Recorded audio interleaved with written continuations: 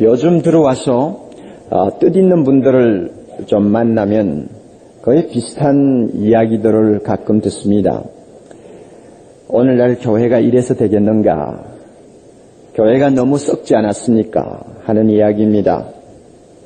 예수 믿는 사람이 세상에 내놓을 만한 것이 무엇이 있나요? 하고 비판하는 것입니다. 사실 그런 이야기를 들을 때마다 고개를 들 수 없는 것이 목사의 한 사람으로서 솔직한 심정입니다. 이번에 귀국하는 길에 제가 동경을 좀 들렸습니다.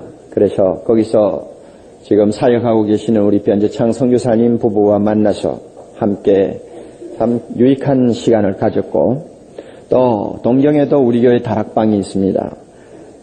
우리 교회 유태월 집사님이 순장으로서 일하고 계시는데 그 다락방 식구들인 우리 교회 주재원들 가족들을 만났습니다. 그리고는 다시 이제 귀국하느라고 나리타 공항에 와서 잠깐 기다리고 있는데 제가 참 존경하는 김인수 박사님을 거기서 만났습니다. 그분은 고려대학교 경제 분야의 교수고 또 남서울교회 장로고 또 OMF 선교회의 한국 이사장으로 수고하고 계시는 아주 모범적인 평신도입니다. 그분이 노르웨이에서 모이는 국제학술대에 참석해서 많은 공산주의 국가 학자들과 좋은 교제를 나누고 귀국하는 길에 저하고 만난 것입니다. 만나서 좀 이야기를 나누는 중에 이 김 박사님 사정없이 이런 말씀을 하세요. 목사님, 한국교회 이래도 될까요? 정말 이거 도대체 무슨 사건이 터졌다 하면 그 속에는 꼭 예수 믿는 사람이 끼어있고 감정만 들떠가지고 할렐루야 아멘 떠들기만 하지 정말로 사회 앞에 내놓을 만한 실속은 제대로 갖추지 못한 이 한국교회 이래도 되겠습니까? 잘못하면 하나님께서 촛대를 옮길지 모릅니다 하면서 본인이 안타까워서 이야기하는 것을 제가 옆에서 들었습니다. 그 이야기를 들으면서 저는 공감을 했어요. 그리고 비행기를 타면서 제가 그분에게 그랬어요. 당신도 장로, 나도 목사. 참 이거 야단났네요 정말.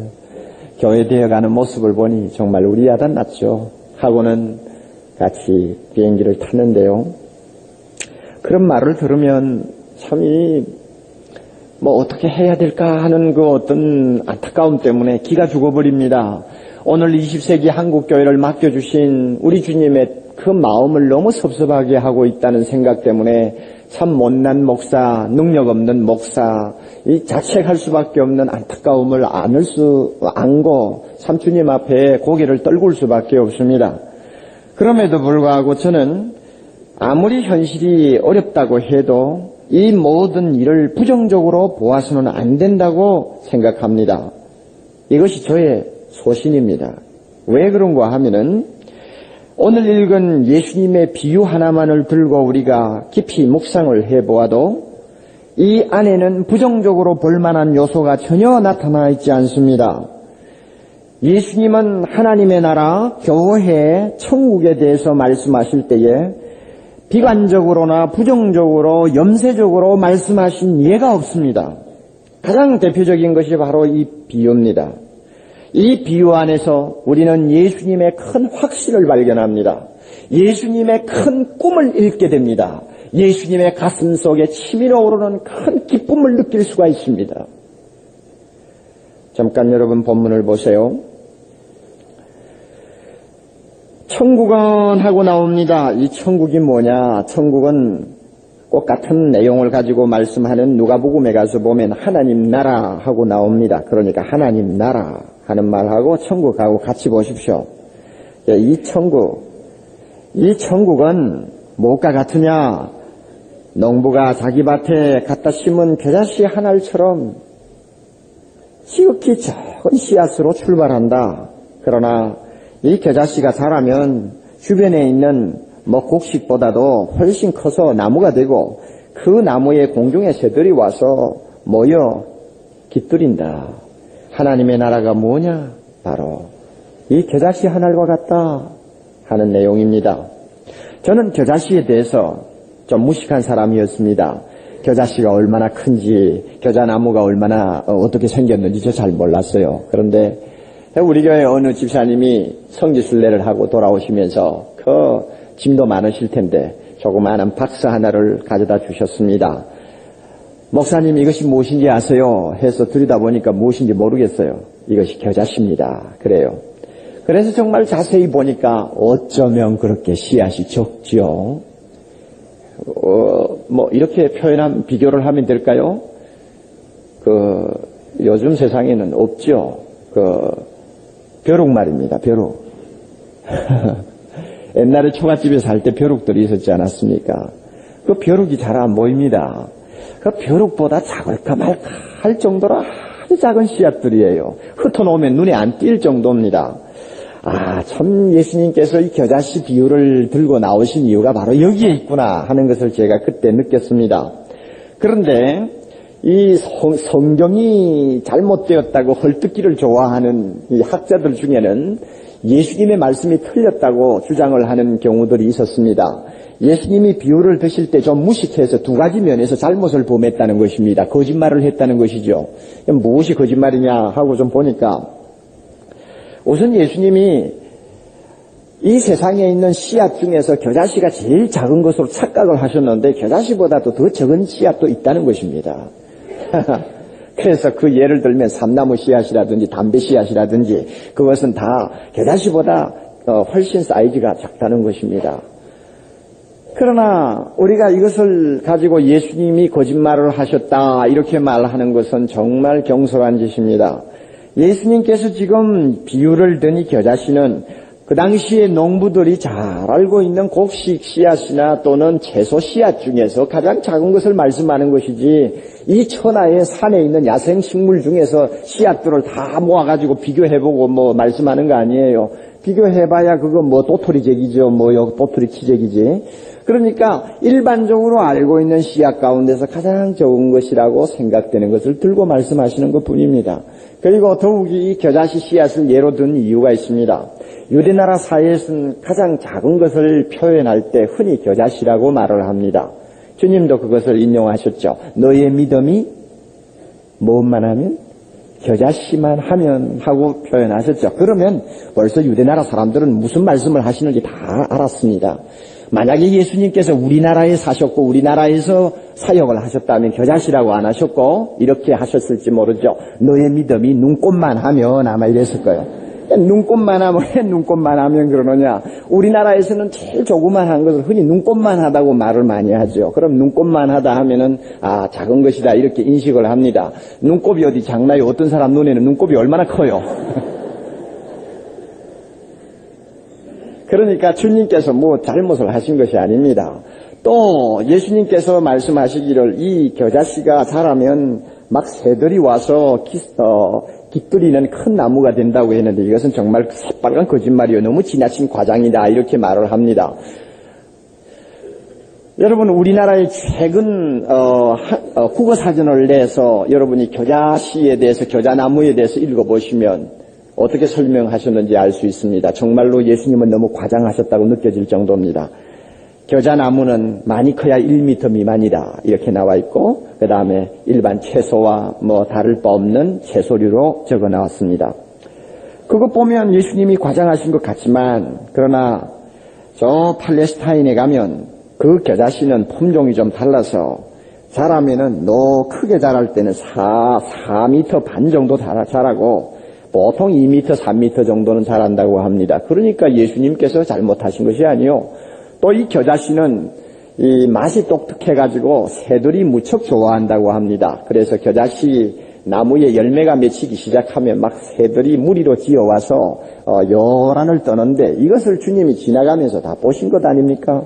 그래서 너무 작아 보이는 그 겨자씨가 큰 나무가 되고 그 나무에 새들이 요란하게 깃들이는 것처럼 하나님 나라도 그렇게 된다 하시고 말씀하는 것입니다. 다시 표현한다면 이 비유의 핵심을 이렇게 말할 수 있죠. 그렇게 작은 씨가 그렇게 큰 나무가 되다니 이 얼마나 놀랍고 신기한 일인가. 그렇게 작은 씨가 그렇게 큰 나무가 되다니 이 얼마나 놀랍고 신기한 일인가. 하나님의 나라, 교회, 천국도 반드시 그렇게 된다. 그러므로 시작이 미미하다고 낙심하지 말지니라. 그 결과에 대해서 의심하지 말지니라. 꿈을 가져라. 기쁨을 가져라. 그것입니다. 이것이 주님께서 이 비유를 우리에게 주신 근본 취지요, 핵심입니다. 무엇이 하나님의 나라인가에 대해서 여러분 잠깐 정리를 하십시오. 천국, 하나님의 나라라고 하는 용어는 신학자들도 매우 어려워하는 대단히 복잡한 용어입니다. 그러나 우리 평신도들이 간결하게 알면 족합니다. 하나님의 나라, 이것은 예수 그리스도가 지배하는 영역을 의미합니다. 주님이 왕이 되셔서 통치하는 영역입니다. 가장 작은 영역은 내 마음이죠. 우리 예수 믿는 사람 마음은 주님이 왕좌에 앉으셔서 통치하시는 마음입니다. 그러므로 내 마음이 작은 천국이요 하나님 나라입니다. 좀 스케일을 넓혀서 말한다면 교회겠죠? 이 세상에 있는 모든 교회, 하나님의 구원함을 받은 성도들이 모이는 모든 처소 그들이 활동하는 모든 영역 전부가 예수님이 지배하는 통치 영역이요 세상 사람의 눈에 보이지 않는 하나님의 나라입니다. 그 다음에 그것을 좀 더 확대해서 다시 말한다면 무엇이 하나님의 나라의 천국이냐? 눈에 보이는 이 하늘과 이 땅이 없어지고 우리 예수님 재림하시는 날 하나님께서 우리 앞에 다시 펼쳐 보일 놀라운 새하늘과 새 땅, 그 모든 새로운 세계가 하나님 나라의 천국입니다. 우리가 이렇게 3단계로 이해하시면 간단합니다. 그러므로 이 비유는 3단계로 다 적용할 수 있습니다. 먼저는 내 마음에 있는 하나님 나라에 적용할 수가 있고, 그 다음에는 교회에 적용할 수도 있고, 그 다음에는 장차 나타날 영원한 나라에 적용할 수도 있습니다. 가장 작은 미미한 시작으로 출발해가지고 나중에 결과는 엄청난 유익과 축복을 가져다 주는 이것이 하나님 나라의 본질이다 그 말입니다. 이 진리를 예수님이 자기 자신을 통해서 가장 먼저 증명해 보여주셨습니다. 예수님을 일컬어서 이사야 선지자는 마른 땅에 나온 가냘픈 줄기와 같았다고 했습니다. 얼마나 보잘것없습니까? 그는 태어나는 장소가 마구간이었죠. 소가 있었는지 양이 있었는지 당나귀가 있었는지 말이 있었는지는 모르지만 짐승들 틈에 주님은 태어난 천민의 소생이었습니다. 그가 성장한 나사렛이라는 동네, 인물이 나지 않기로 유명한 동네였고 멸시천대를 받던 동네였습니다. 그가 활동을 시작하고 나서 너무 많은 반대에 부딪혀 3년을 채 넘기지 못하고 그는 잡혀서 마치 노예처럼 아니면은 왕에 대한 반역 행위를 한 죄인처럼 십자가의 형을 받고 무참하게 비참하게 세상을 떠났습니다. 누가 그 사람을 주목할 가치가 있었습니까? 누가 그 사람을 보고 대단하다고 장차 이 세계를 휘어잡을 왕이 되리라고 생각했겠습니까? 정말 훅 불면 날아가서 존재조차 찾을 수 없는 작은 겨자씨와 같은 모습이었습니다. 바로 예수님 자신이 그랬어요. 그러나 오늘날 보세요. 세계 역사를 한번 보세요. 예수가 세계를 지배하고 예수가 세계 역사를 좌우하고 있지 않습니까? 오늘날 예수라고 하는 가지 밑에, 예수라고 하는 나무 밑에 전 세계의 사람들이 다 모여들고 있습니다. 이 땅 위에 고생하며 평화를 잃어버렸던 사람들이 모여듭니다. 병들고 고통하는 자들이 모여듭니다. 실패하고 이 세상에서 도태된 자들이 모여듭니다. 이 세상의 의미와 목적과 삶의 가치를 찾지 못해서 허무주의에 휘말려 있던 사람들, 많은 지성인들이 오늘날 예수라고 하는 가지 밑으로 모여들고 있습니다. 여러분, 큰 나무가 된 것이죠. 12명의 제자를 보세요. 그들 가운데 지체있는 집안 출신이 한 명이라도 있었나요? 한 사람도 없었어요. 다 하찮은 겨자씨 하나와 같은 존재들이었습니다.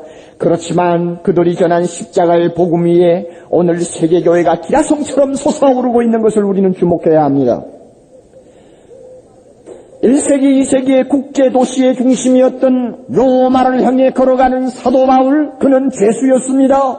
그의 발에는 무거운 쇠사슬이 소리를 내고 있었고 누구 하나도 그 재수 초라한 모습에 바울을 주목하는 자가 없었습니다. 작은 겨자씨와 같은 존재였죠.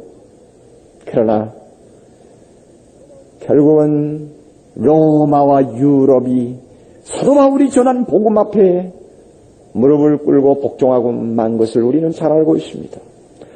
교회사학자가 말한 것처럼 바울을 싣고 간 배는 결국 유럽을 싣고 간 결과를 낳았습니다. 작은 겨자씨가 큰 나무가 된 것이죠. 어느 나라든지 예수 그리스도의 복음이 들어가면 이 겨자씨의 기적이 일어납니다. 처음에는 가장 미미하고 형편없는 일이었지만은 얼마 지나면은 이건 말도 못하는 사건으로 변하는 것이 바로 복음의 결과입니다. 가장 대표적인 모델 케이스가 우리나라 아닙니까? 여러분 지금부터 100년 전, 102년 전 선교사 한두 사람이 와서 예수 그리스도 알아듣지도 못할 말을 가지고 혀꼬부라지는 말을 가지고 복음을 전할 때 그 복음을 듣고 돌아온 사람들, 정치계에서 밀려난 사람, 아니면 천민의 소생들, 아니면 이 사회에서 발붙일 곳이 별로 없는 사람들이 그 복음을 통해서 구원을 얻기 위해, 위로를 받기 위해 찾아왔지 않습니까? 1882년 몇 사람의 개종자가 생겨서 그들에게 세례를 베풀 때 여러분 하찮은 겨자씨 하나에 지나지 않았습니다. 누가 그들을 주목했습니까? 그런데 100년이 지난 다음에 그들을 통해서 이 땅 위에 1000만이 넘는 성도가 이 온 대한민국을 지배하게 되리라고 누가 상상이나 했겠습니까, 여러분? 이제는 우리나라 안에만 국한되는 문제가 아닙니다. 선교사로 나가 세계 도처에서 복음을 전하는 우리의 젊은이들이 지금 400여 명이나 됩니다. 일본, 미국, 만주, 사할린, 유럽, 남미, 아프리카, 호주, 중동, 여러분 세계 지도를 한번 다 펴놓고 보세요. 우리 한국의 선교사들이 파고들지 아니한 곳이 있나요? 우리 한국의 교민들이 가지 아니하는 곳이 있나요? 우리 한국의 주재원들과 우리 한국의 회사원들이 가서 여러분 일하지 않는 곳이 어디 있습니까? 없습니다. 그런데 놀라운 것은 가는 곳마다 유별난 일들이 일어납니다. 유별난 일이 무엇입니까? 5가정만 모이면 교회 세운다 하는 것입니다. 참 별난 종족이요, 진짜. 이건 아마 앞으로 몇십 년 지나서 한국 교민사를 쓰는 사람은 이 문제를 아마 챕터 한 10개는 다루어야 할 것입니다. 이건 보통 문제가 아니요. 오늘날 세계 어느 민족에게도 볼 수 없는 유례 없는 일입니다. 한국 사람들이 5가정만 모이면 교회 세워. 회사에서 날마다 노동하는 사람들이 모이기만 하면 그곳에는 교회가 생겨. 아무리 중동에 교회 세우지 몰라고 아우성을 쳐도 사막에 가서 그 빽빽해서 예배를 드려도 예배를 드리는 교회가 생긴다 그 말입니다. 제가 있을 동안만 해도 나성에 신문을 보니까 한 주에 1개 내지 2개는 꼭 창립 예배 광고가 나와요. 그러니 나성만 해도 지금 교회가 600개가 넘습니다. 1년에 50개 내지 100개가 더 생긴다는 이야기입니다. 많이 생겨야 됩니다. 지금 교민들이 자꾸 늘어나니까 앞으로 미국 교회가 지금 몇 개나 되는지 모르지만은 한국 교회가 미국 교회보다 숫자적으로 앞서야 되리라고 생각합니다. 자, 그렇다면 그들이야 그 교회 세워가 날마다 모여서 그저 고독한 심정 교회 안에서 달래고 그저 자기들의 아픈 심정 교회에서 위로를 받기를 원해서 교회 세우는 것이지 다른 의미가 어디 있느냐 이렇게 말할지 모릅니다만 여러분 그것은 한 면만 보는 것입니다. 오늘 그 교포들의 2세 가운데 선교사를 지망하는 사람들이 생각밖에 많습니다. 똑똑한 애들이 벌써부터 선교사의 꿈을 안고 있습니다. 그리고 교회마다 앞으로 파송하는 선교사들을 지원하기 위해서 영적으로 재정적으로 실력을 지금 축적하고 있습니다. 엄청난 일입니다. 앞으로 놀라운 일들이 한민족을 통해서 나타날 것입니다. 대한민국의 이 그늘 아래, 대한민국 교회의 가지 아래 세계의 모든 사람들이 모여드는 놀라운 일들이 일어날 것 같습니다. 하나님이 왜 이렇게 하시는지는 모르겠어요. 제24회 88 올림픽을 왜 한국에 주셨을까요? 여러 가지 이유가 있겠습니다만 이건 정말 기적이라고 저는 생각합니다. 2차 대전 이후에 올림픽이 여러 번 모였습니다. 그러나 이번 대회만큼 동서가 서로가 정말 화해 무드에서 전쟁 없이 공존하지 않으면 아니하면 안 된다고 하는 절박한 심정에서 싸움을 하던 나라도 휴전을 하고 모이는 이런 올림픽이 과거에 있었는지 제가 잘 모르겠어요. 그것도 허리가 잘린 분단 나라에서, 공산주의와 민주주의가 첨예적으로 대립하고 있는 나라에서 이와 같은 올림픽을 개최하도록 하나님께서 허락하신 이유가 무엇일까? 저는 영적으로 봅니다. 60개국 이상 수십만 명의 사람들, 선수들 와서 뭘 보고 가겠어? 교회 보고 가고 십자가 보고 가는 거죠. 믿음 좋은 선수들 만나고 가는 것이요, 믿음 좋은 봉사대원들 만나고 가는 것이요, 주일 되면은 성경 찬송 끼고 교회로 몰리는 수십만 수백만 사람들의 그 아름다운 모습을 보고 충격을 받고 가게 하는 것이죠. 세계적으로 흩어져 있는 우리나라 선교사들이 이번 올림픽을 최대로 이용하기 위해서 그들은 돈을 써가면서 한국에 와가지고 자기 현지 주민들을 데리고 와서 이 올림픽을 계기로 교회를 보여주고 그 다음에 한국 교회를 소개하고 올림픽을 또 창간시키는 일을 하고 있습니다. 아마 돌아가면 훨씬 전도가 잘 될 것입니다. 하나님의 무슨 역사가 있는 것 같아요. 이 사람들이 와서 뭘 보겠어요? 관광? 무슨 관광 하겠어요, 여러분? 민속촌, 우리나라만 있는 민속촌인가 세계 곳곳에 썩어 빠진 것이 민속촌이고 얼마든지 있어요. 한강 유람선 그까짓 건 아무것도 아니고 얼마든지 있고 자연농원 별거 다 갖다 놔도 다 있는 것들이요. 그거 보고 가서 감탄할 사람 아무도 없어요. 그저 한국 와서 교회 보고 가는 거예요. 아마 하나님께서 한국 교회를 이렇게 놀랍도록 사용하시는 이유가 있으리라고 봅니다. 여러분, 100년 전과 지금을 한번 비교해 보세요.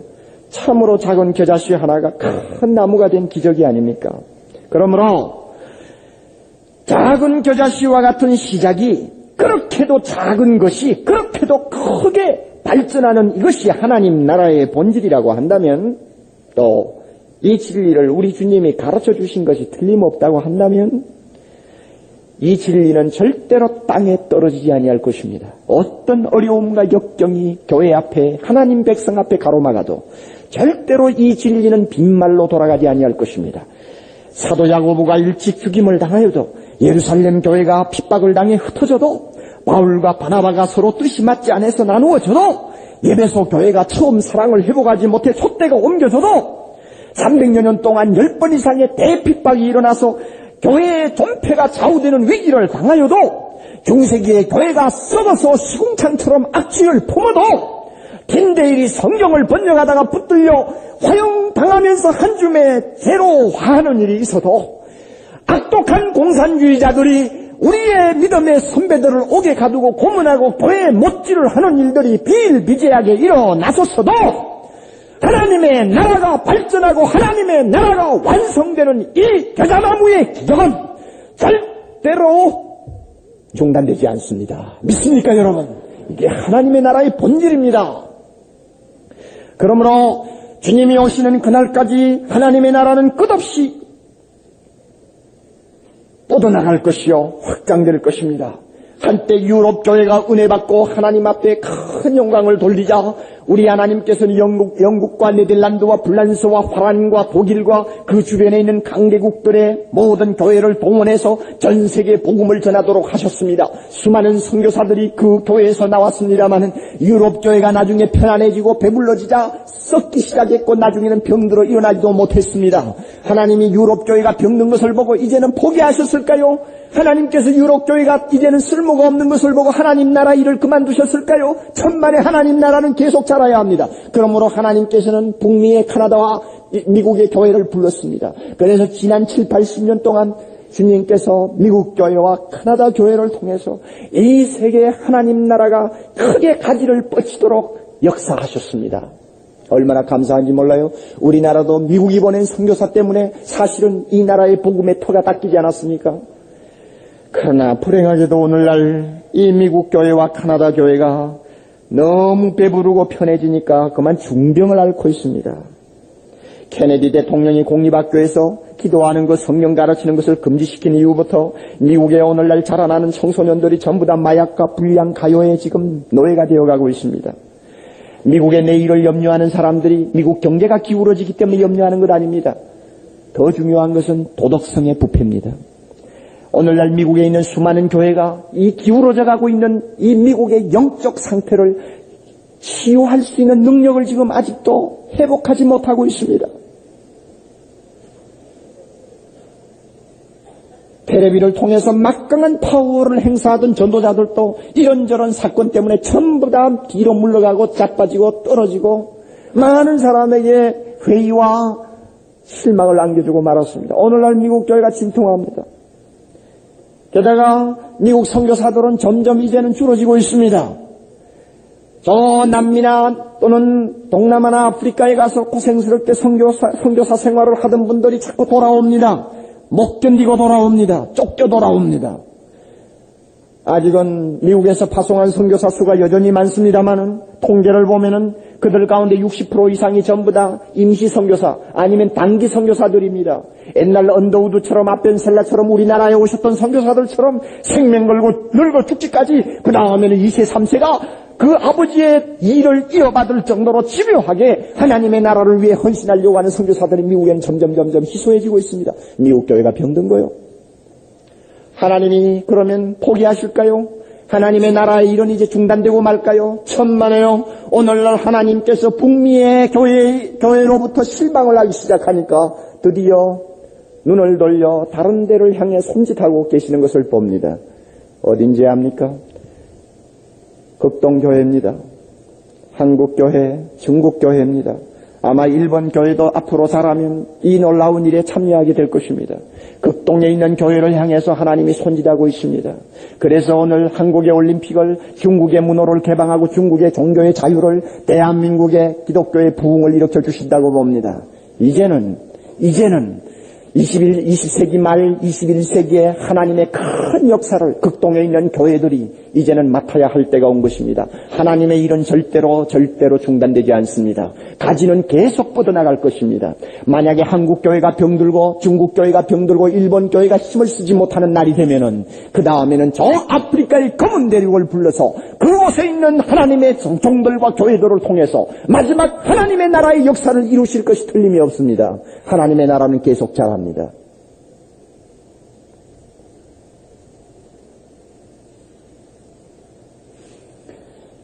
겨자씨 비유는 이렇게 교회적으로만 적용하는 것이 아닙니다. 우리 개인에게도 그대로 적용할 수 있습니다. 여러분, 예수 처음 믿는 분들 가만히 보면 참 얼마나 그 믿음이 참 형편없습니까? 그렇지 않아요? 뭐 겨자씨 한 알처럼 참 보잘것없죠. 야, 저래가지고 저건 뭐 언제 믿음이 자라겠나? 저래가지고 언제 예수 똑똑히 믿겠나? 하고 주변에서 참 실망을 할 수 있는 정도입니다. 여러분, 이 가운데도 꽤 많을 거예요. 교회를 5년을 다녀도 예배 시간에 15분 지각하는 것은 단골로 지금 지각하고 있고, 여러분 교회 와서 찬송 하나 힘있게 부르나, 집에 가니 성경 하나 제대로 읽을 줄 아나, 자기 스스로 일컬어도 나는 썬데이 크리스찬이다. 그러므로 썬데이가 없어지면 크리스찬도 없어지고 말 거예요. 뭐 다 끝나는 거죠. 사실 자기를 보면 참 한심하죠. 그런데 이 비유에서 오늘 우리는 다시 한번 비전을 보아야 합니다. 뭐냐? 일단 교회에 나와서 앉으시고, 그래도 예수에 관심을 갖고 예수 믿겠다고 하는 사람의 마음에는 이미 예수의 발자취 소리가 들린 사람입니다. 하나님의 나라의 왕이 그 마음의 문을 이미 놓고 한 사람입니다. 이미 천국의 빛이 그 마음에 비치기 시작한 것입니다. 비록 겨자씨와 같이 처음에 시작이 몹시 미미하게 보이지만 반드시 역사가 일어나게 되어 있습니다. 그 사람의 마음에는 반드시 예수 그리스도가 지배하는 천국이 이루어지게 되어 있습니다. 그러므로 여러분, 자기 믿음이 형편없다고 생각하는 사람 따라하세요. 내 믿음은 전부 형편없나요? 자, 내 믿음은 시간 문제다. 시간 문제요. 겨자씨는 시간과 함께 자라요. 신앙이 별로 없는 남편을 데리고 나와서 앉아 계시는 우리 부인들 눈에 많이 보이는데 참 답답하죠. 이 남편 앉혀놓으면 정말 답답하죠. 찬송을 제대로 부르나, 기도를 할 때 눈을 뜨고 앉아있지 않나, 설교를 들으면서 못 참아가 허리를 틀지 않나, 그러니 부인이 얼마나 애가 타요. 아이고, 저 이래 가지고 언제 믿음이 자라지? 하고 탄식을 할 수도 있습니다. 그러나 그런 남편 앉혀놓고 있는 부인들 큰 소리로 대답하세요. 내 남편 신앙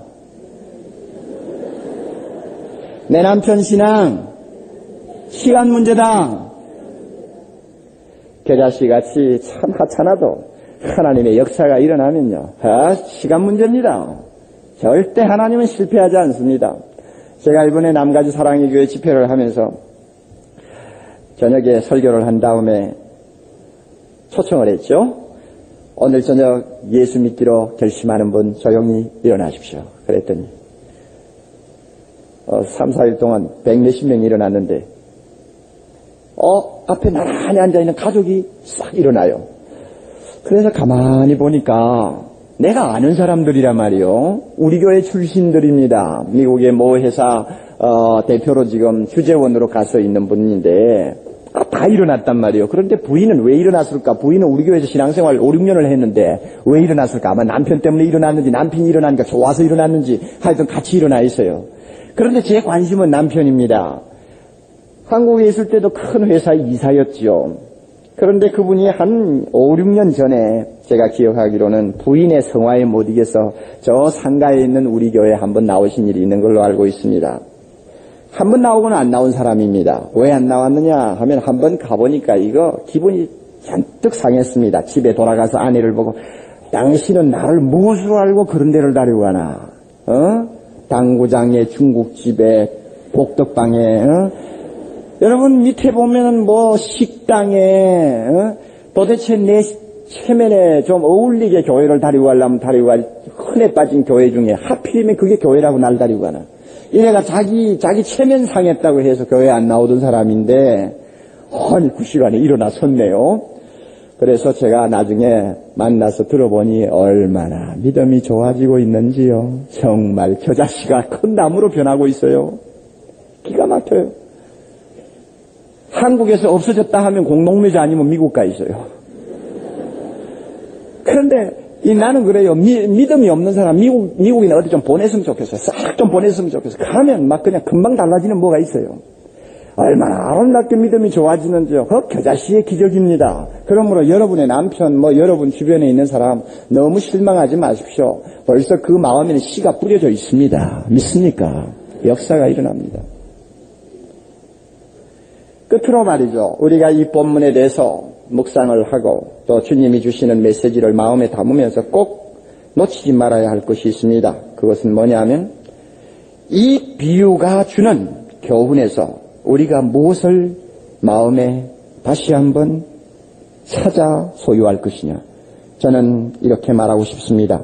예수님이 이 비유를 말씀하실 때 그의 마음에는 큰 확신이 있었다고 했습니다. 이 확신 우리가 얻어야 돼요.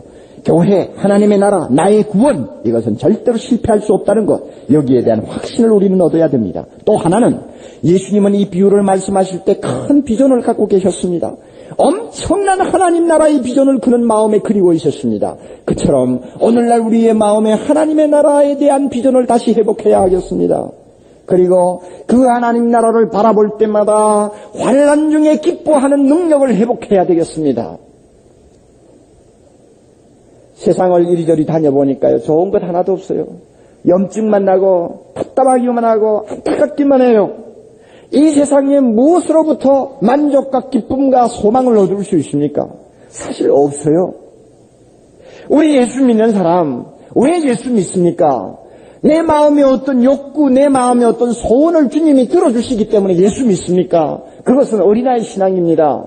예수 믿는 사람이 이 세상에서 어디로부터 만족과 기쁨을 얻을 수 있다고 생각합니까? 내 어떤 계획이 달성하는 데 있나요? 그것도 중요합니다만은 예수 믿는 사람이 체험하는 기쁨, 그것은 다른 데 있습니다. 무엇인지 압니까? 하나님의 나라가 완성된다고 하는 그 꿈 때문에 오는 기쁨입니다. 여러분, 이제 이 세계 역사는 종말에 다가섰습니다. 겨자씨의 나무가 자라서 온 사방을 가리우듯이 이제 하나님의 나라가 완전히 완성되는 단계가 점점 다가오고 있습니다. 제가 시카고 위튼에서 강의를 할 때에 서점에서 팔고 있었던 좀 재미있는 테이프와 책이 있었습니다. 그러나 저는 별로 구미가 당기지 않아서 그것을 사지 않았는데 기국에서 보니까 누가 사서 보냈는지 제 책상에 그 테이프와 책이 와 있어요. 제목이 뭔지 압니까? 1988년 휴거의 해. 왜 그러냐? 성경에서 또 다른 여러 가지 자료로 금년 1988년이 휴거되는 해라는 것을 증명하는 8가지의 이유를 설명해 놓은 책이요 테이프입니다. 물론 미국 사람이 쓴 것입니다. 자, 거기에 대해서 제가 동의하든 안 하든 그것은 우리의 신앙 문제입니다만은 한 가지 분명한 사실을 오늘 때가 굉장히 가까웠다는 것입니다. 여러분 1988년 예수 진짜 믿는 사람이 전부 예수님 만나기 위해 공중으로 휴거되는 해라고 한다면 여러분 기분이 어떨까요? 어떻습니까? 마음의 기쁨이 있나요? 제가 사무실에서 일하는 아가씨를 불러서 너 어떠니 1988년 휴거된다래 너 기분이 어떠니? 아이고 조금 더 있다가요. 물론 조금 더 있다가 하는 말도 이해가 되죠. 뭐 시집도 가야 되고 장가도 가야 되고 할 일도 많은데 벌써 예수님이 오셔서 휴거를 해버리면 그거 좀 곤란하죠. 그러나 분명히 여러분 알아두세요. 절대 빈말이 될 수가 없습니다. 이제는 온 세계 하나님의 나라가 그에 가득하게 찼습니다.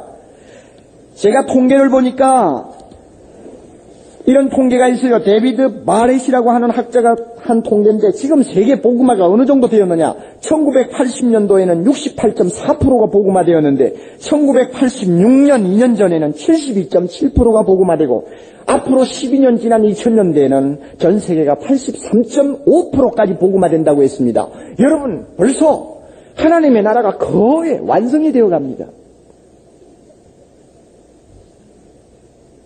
1988년이 휴거의 해인지 아닌지는 우리가 정확하게 모르지만 주님이 그만큼 문 밖에 가까이 오셨다는 것은 부인할 수가 없습니다. 그래서 재미있는 목사님들도 많습니다.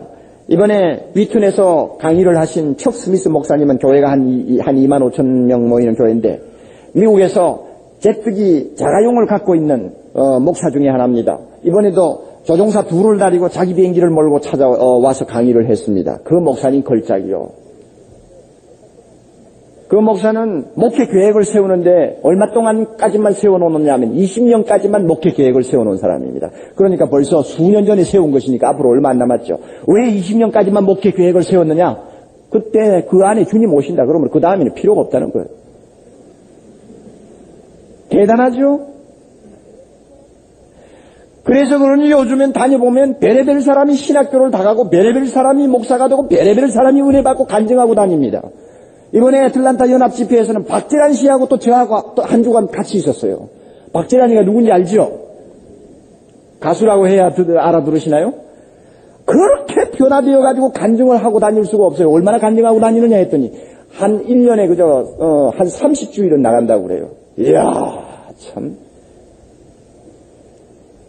드디어 놀라운 일들이 우리 앞에 기다리고 있습니다. 광야에서 물이 솟는 기적 말입니다. 사막에서 시내가 흐르는 파라다이스 말입니다. 그때가 우리 눈앞에 와요. 그러므로 성도는 무엇을 개발해야 하느냐? 이 놀라운 하나님 나라를 바라볼 때에 환난 중에서 기뻐하는 기쁨을 개발해야 합니다. 네? 우리가 이 세상에 살면서 고통을 당하고 괴로움을 당하지 않습니까? 그러면 어떻게 해야 기쁨을 얻는다고 생각합니까? 고통이 없어져야 되고 또 여러 가지 문제가 해결되어야 우리의 기쁨이 온다고 했습니다. 그러나 우리 예수 믿는 사람은 이제 그런 값싼 기쁨에 매달려 있을 때가 아닙니다. 하나님 나라가 이제 완성되어 가기 때문에 그 나라만 생각하면 환난 중에도 기뻐하는 기쁨이 있어야 합니다. 환난이 꼭 핍박당하는 것만 생각하지 마십시오. 세상에 여러 가지 고통과 괴로움을 다 합해서 성경은 환난이라고 합니다. 그 모든 고통이 있습니다. 남편이 애를 먹일 수도 있고 자녀가 애를 먹일 수도 있고 여러 가지 문제가 풀리지 않을 수도 있고 건강이 나빠질 수도 있고 나이와 함께 사회에서 점점 도태되는 서러움이 있을 수도 있고 여러분의 꿈이 깨어지는 고통도 있을 수 있습니다. 그 모든 것을 주님이 다 해결해 주시고 채워주시기 때문에 성도는 범사에 기뻐하고 항상 감사하는 것이 아닙니다. 무엇 때문에 성도는 범사에 감사하고 항상 기뻐할 수 있느냐? 하나님 나라가 다가온다. 그 나라가 다가오면 나의 모든 문제는 끝난다. 그 나라가 다가오면 그 나라에서는 너무너무 하나님이 주시는 기쁨이 크고 영광이 놀랐기 때문에 현재의 고통이 아무리 커도 그 나라의 영광과 비교할 수가 없다 하는 그것 때문에 환난 중에도 기뻐하는 사람이 되는 것입니다. 신앙생활이 무엇입니까? 바로 이런 것입니다. 여러분에게 이 꿈이 있나요? 이 꿈 때문에 오는 기쁨이 있나요? 이 기쁨은 환난 중에서도 기뻐하는 기쁨인가요? 이것이 있을 때 그 사람 신앙인이라고 말합니다. 저는 이 기쁨이 있습니다. 여러분에게 이 기쁨이 있습니까? 자식 잘 된다고 여러분이 기뻐하는 사람, 천만에요 집 좋은 거 샀다고 기뻐하는 사람, 여러분 사업에 성공했다고 기뻐하는 사람, 세상에서 잘 되었다고 기뻐하는 사람, 다 휴지 조각입니다. 우리 교회 민골레 집사님 아드님 되는 김영기 씨가 지금 뉴욕에서 근무하고 있죠. 그분하고 좋은 교제를 나누었는데 그분은 여러분이 잘 아는 음악 전문지 객석이라고 하는 그 전문지의 주재원입니다. 특파원인데, 그러므로 그는 세계에서 유명한 음악가 예술가들은 대부분이 다 만나는 사람이에요. 그런데 그분이 안소니 퀸을 단독으로 만나 인터뷰한 이야기를 해줬습니다. 안소니 퀸 아세요? 예수 그리스도는 몰라도 안소니 퀸은 알죠. 나이가 60살 이제 넘은 것으로 알고 있는데 그분을 만나고 나서 우리 김영기 집사님이 참 여러 가지 면에서 깊은 생각을 하게 됐나 봐요. 당신을 보고 세상 사람들이 다 성공한 사람, 그 다음에 스타라고 하고, 그 다음에 모든 면에서 화려하게 인생을 살았다고 말하는데, 지금 당신 어떻게 생각합니까? 했을 때, 김영기 집사님의 그 질문 중에 대답이 나왔는데, 안소니 킨, 나는 뭐가 뭔지 모르겠어. 어디에 진정한 인생의 의미가 있고, 기쁨이 있는지 나는 모르겠어. 나에게 지금 하나 남아있는 일이 있다면 신학교를 가는 것입니다. 진정한 기쁨, 환난 중에도 기뻐할 수 있는 기쁨, 그것은 겨자의 나무가 크게 자라듯이 하나님의 나라가 지금 눈앞에 다가오고 있다는 이 소망 때문에, 이 꿈 때문에, 이 비전 때문에 오는 것입니다. 이것을 가진, 이 기쁨을 가진 사람이 진짜 크리스찬입니다. 하나님께서 오늘 이 시간 이 놀라운 기쁨 여러분에게 회복시켜 주시기를 바랍니다. 좋은 찬송가가 있죠. 우리 처음 예배 시작할 때 부르던 찬송가 여러분 한번 펴보세요. 그 찬송가 참 좋은 찬송가인데 우리 같이 부르고 기도 좀 드리겠습니다. 233장이던가요?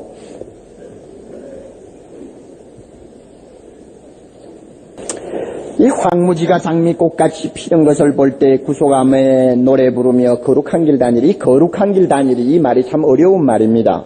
원래 원문에서는 킹스 하이웨이, 임금이 다니는 하이웨이라고 하는 단어입니다. 이 단어 번역하기가 어려우니까 그만 거룩한 길이라고 했는데, 이 성경의 골자는 시편 이사야 35장에 있는 앞으로 주님이 오실 때 나타날 파라다이스의 내용을 그대로 찬송가로 옮긴 것입니다. 우리 성도들은 하나님 나라가 완성되는 그날 얼마나 기가 막힌 영광 속에서 기뻐하고 찬송할지 압니까? 바로 이 찬송가에 그대로 있습니다. 그거 생각하면 슬픔과 고통이 있어도 기뻐할 수 있다는 내용입니다. 얼마 전에 세상을 떠나신 박윤선 박사님이 참 좋아한 찬송 중에 하나라고 합니다. 여러분 저를 잘 따르세요. 후렴 전에 자꾸 다른 가사를 반복할 수도 있으니까 여러분 저의 지시에 따라서 한번 불러봅니다. 자. 겨자씨와 같이 미미했던 복음이, 교회가, 하나님의 나라가 드디어 큰 가지를 들이운 나무처럼 우리 앞에 다가오고 있습니다. 우리는 환난과 핍박이 많았던 초대교회에 태어나지 아니하고 하나님의 나라가 완성되어가는 이 마지막 단계에 태어난 영광의 자녀들입니다. 우리의 기쁨이 어디서 올까요? 땅의 건요? 아니에요. 아무리 기뻐해도 한순간이지요. 우리의 진정한 기쁨은 다가오는 하나님 나라에 있습니다. 그러므로 환난 중에 기뻐할 수 있습니다. 우리는 범사에 감사할 수 있습니다. 예수님이 가지셨던 이 확신, 이 꿈, 이 기쁨, 오늘 성령께서 우리 모두에게 다시 회복시켜달라고 우리 간절히 기도해야 되겠습니다. 한 목소리로 기도하십시다.